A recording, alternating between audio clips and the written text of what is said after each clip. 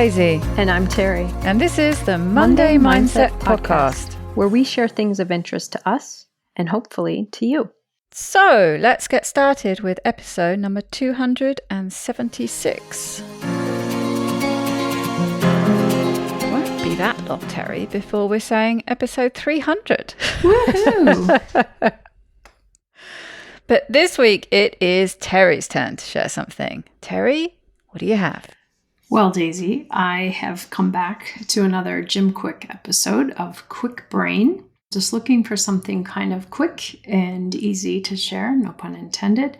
And this one is called 30-Minute Morning Brain Routine. Mm-hmm. And I know that you and I have talked at various times about different people's suggestions for ways to get our days started. And I thought, well, who better to listen to than Jim Kwik, kind of thinking about starting the morning.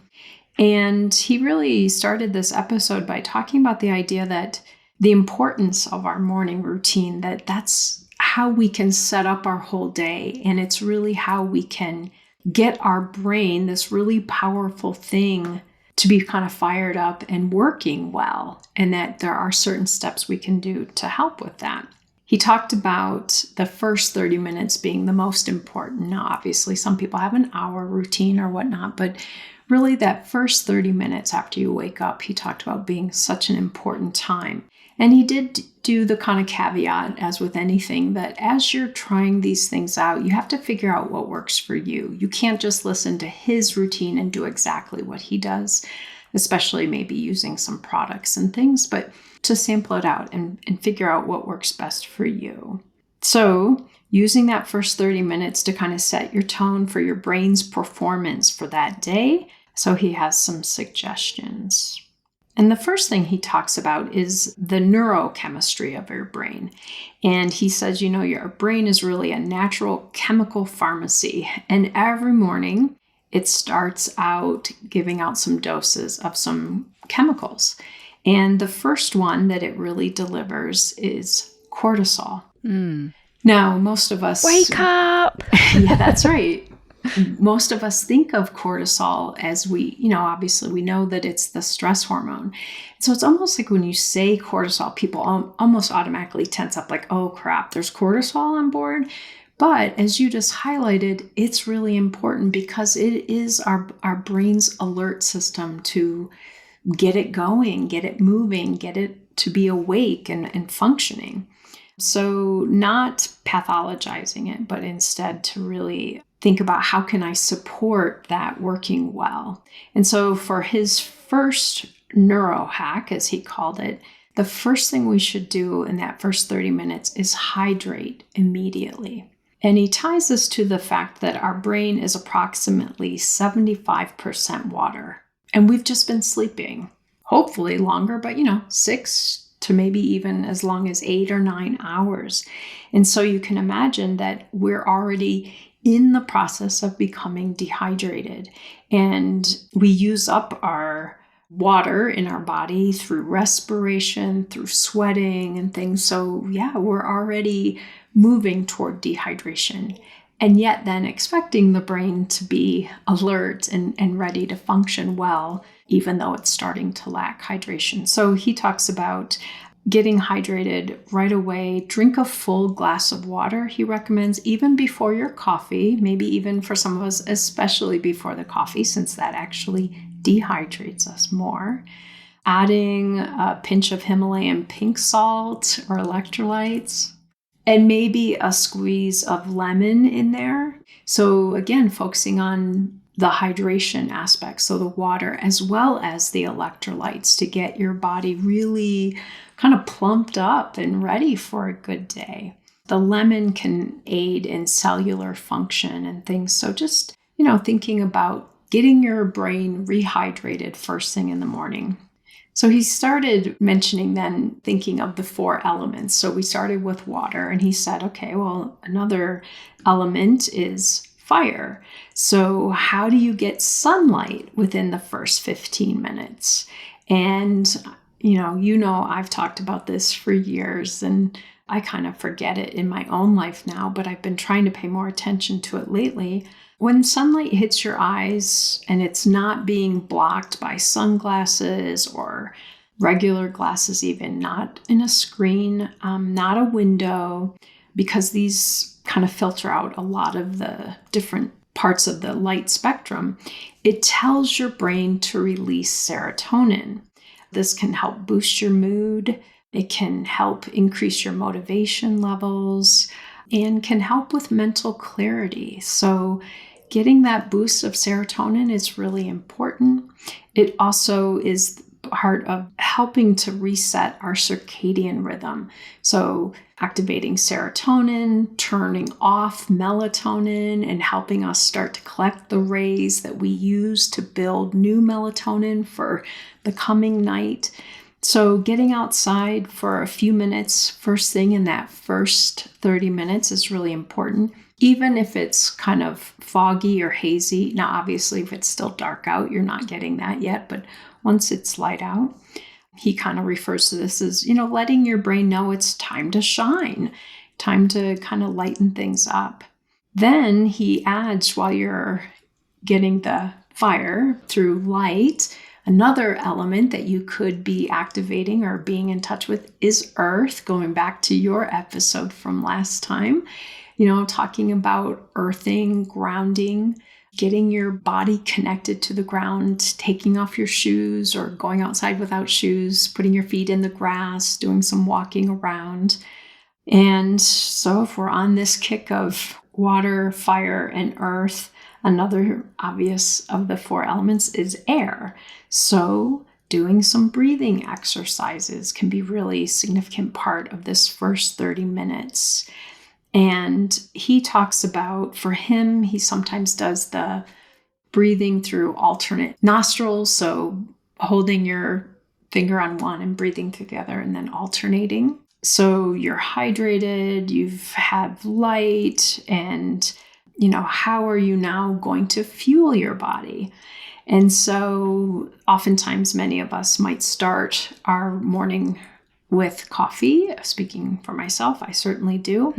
Me too. And he really encourages just to kind of think about, does that work well for you? And if it does, great. And if not, what other alternatives might you have? He says that his go-to is green tea because it contains L-theanine, which is a compound that promotes calm alertness. So again, something good for the morning.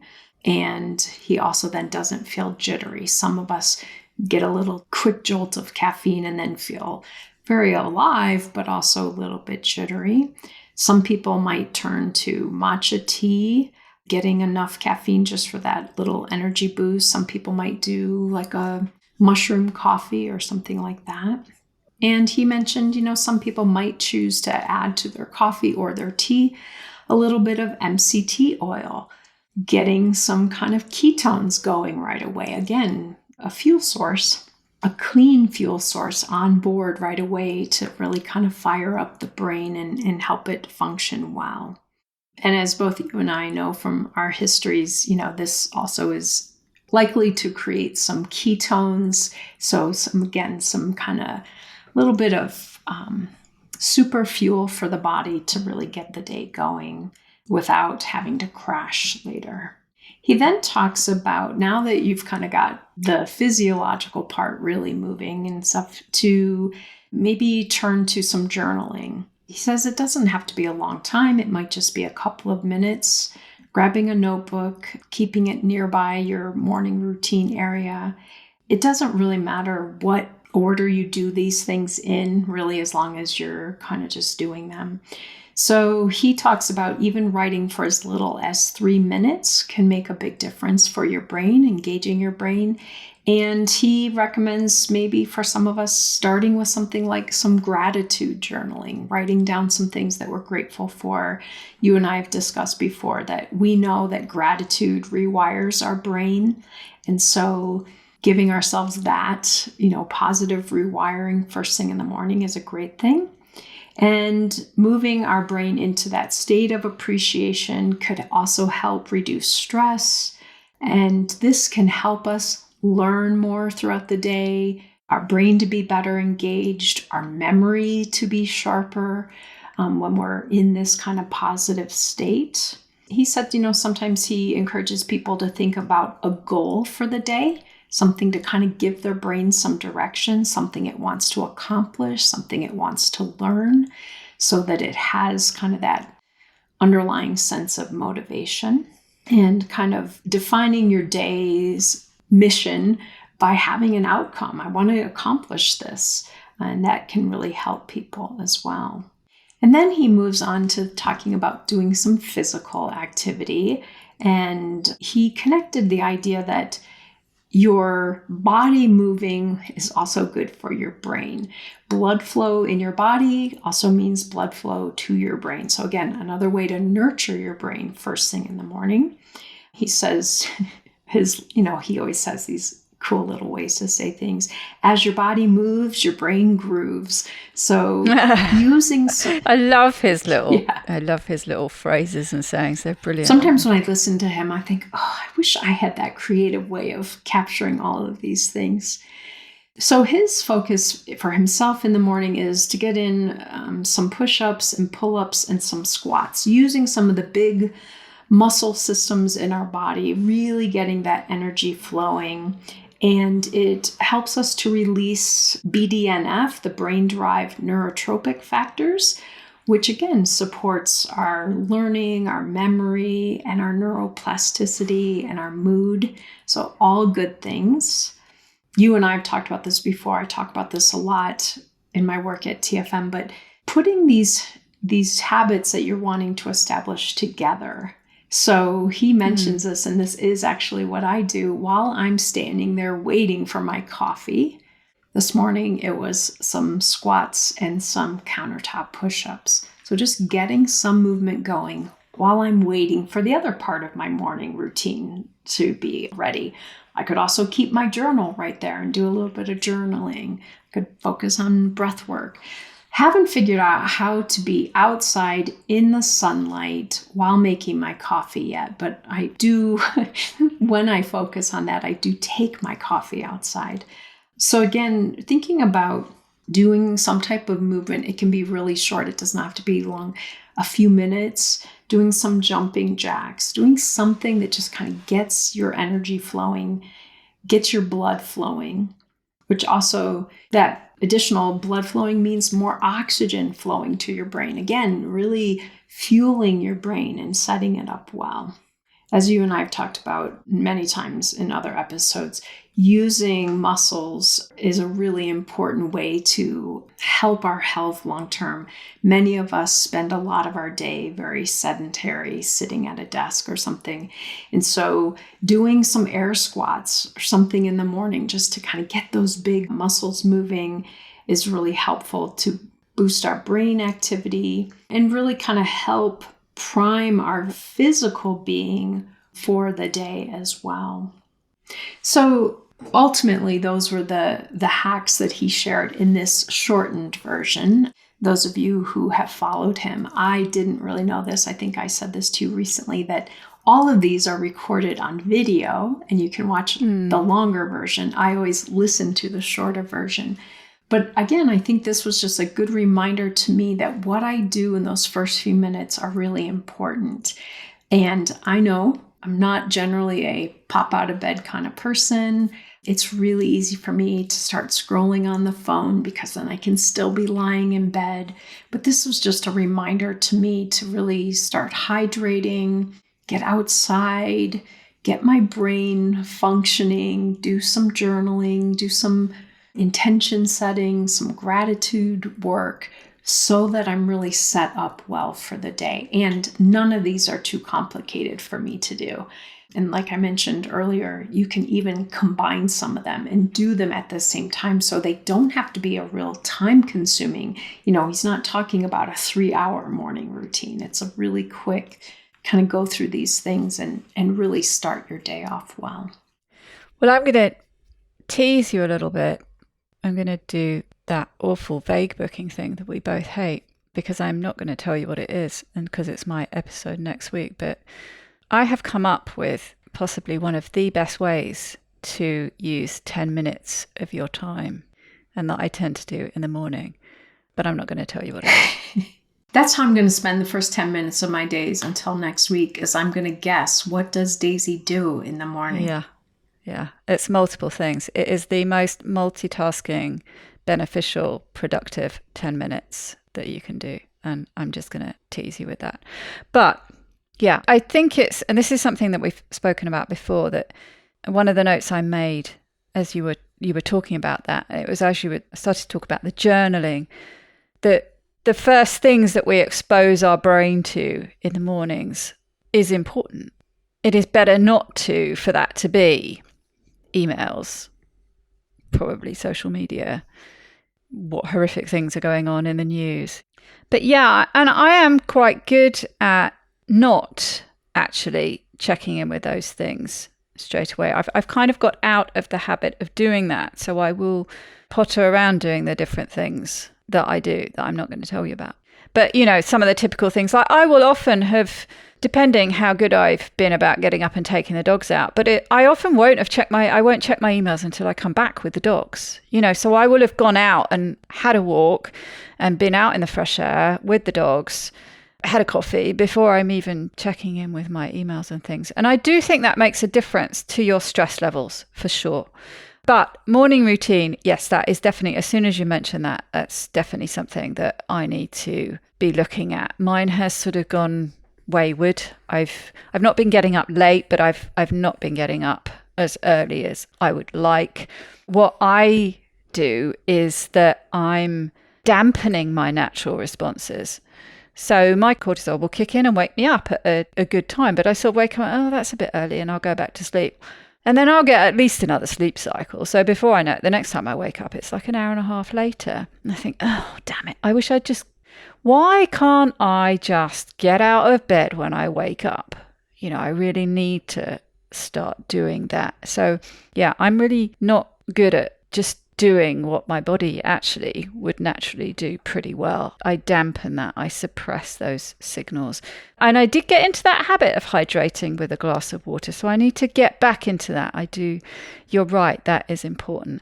And although I don't necessarily get the outside sunlight, I'm lucky in that I have huge Great Bay windows in my kitchen, which is where I first tend to go. And it's facing east, so I'm getting that morning light. So although it's not direct, it is coming through a window. Yeah, I am still getting that. But so I would like to tune into what my body is naturally telling me to do. I'm definitely going to start hydrating again. That's an easy one for me to do rather than just going straight into the coffee, having that full glass of water. And yes, I will try some of the journaling. And the physical stuff I've actually been a lot better at. I do some of these little hacks that we talked about. Rangan Chatterjee talks about what you were just saying about while you're waiting for the kettle to boil. Yeah, I've been doing some of my press-ups off the kitchen table, or some squats, or I do some different sort of calf raises and things, as I mentioned last week, working around my ankles and getting my feet moving. Calf raises off the back of a step. So you're balancing on your toes and you're dropping and you're lifting. Really good for your feet and your calves and your stability and balance and all these things. So I have actually been doing a bit more of the physical things. But yeah, there are a good few things on those lists that I very much need to be incorporating. So yeah, I will make an effort to start some of those. Good reminder. Very good. I like that we're both incorporating what we've been talking about with our working out new routines. Yours being more consistent than mine had been when we last talked about it, but bringing that into this morning routine time. Yeah.